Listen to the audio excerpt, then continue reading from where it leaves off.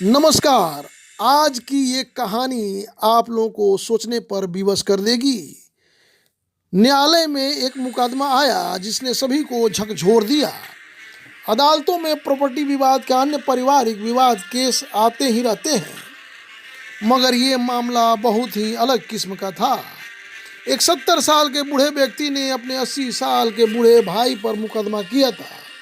मुकदमे का कुछ यूं था कि मेरा 80 साल का बड़ा भाई अब बूढ़ा हो चला है, इसलिए वह खुद अपना ख्याल ठीक से नहीं रख सकता, मगर मेरे मना करने पर भी वह हमारी 110 साल की माँ की देखभाल कर रहा है। मैं अभी ठीक हूँ, इसलिए मुझे माँ की सेवा करने का मौका दिया जाए और माँ को मुझे सौंप दिया जाए। न्यायाधीश महोदय का दिमाग घूम गया और मुकदमा भी चर्चा में आ गया। न्यायाधीश महोदय ने दोनों भाइयों को समझाने की कोशिश की। आप लोग 15-15 दिन रख लो, मगर कोई टस से मस नहीं हुआ।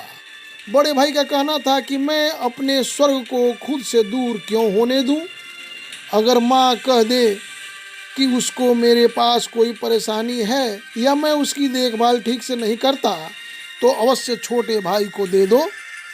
छोटा भाई कहता है कि पिछले 40 साल से अकेले ये सेवा किए जा रहा है, आखिर मैं अपना कर्तव्य कब पूरा करूँगा?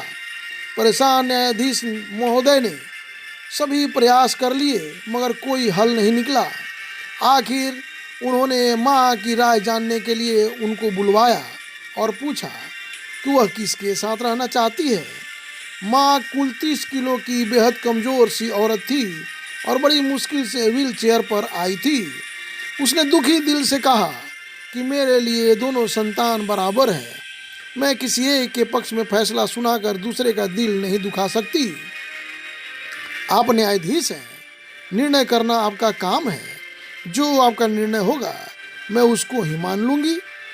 आखिर न्यायाधीश महोदय ने भारी मन से निर्णय दिया कि न्यायालय छोटे भाई की भावनाओं से सहमत है कि बड़ा भाई वाकई बूढ़ा और कमज़ोर है। ऐसे में माँ की सेवा की जिम्मेदारी छोटे भाई को दी जाती है। फैसला सुनकर बड़ा भाई जोर जोर से रोने लगा कि इस बुढ़ापे ने मेरे स्वर्ग को मुझसे छीन लिया। अदालत में मौजूद न्यायाधीश समेत सभी रोने लगे।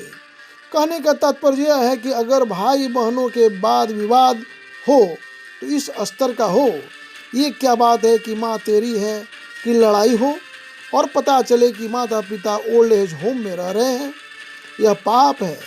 यह कहानी अच्छी लगी तो इसे शेयर करें, लाइक करें और हाँ, जाते जाते इस चैनल को सब्सक्राइब अवश्य करें, ताकि आगे इसी तरह आपको एक नई कहानी मिलती रहे। स्वस्थ रहें, मस्त रहें। धन्यवाद।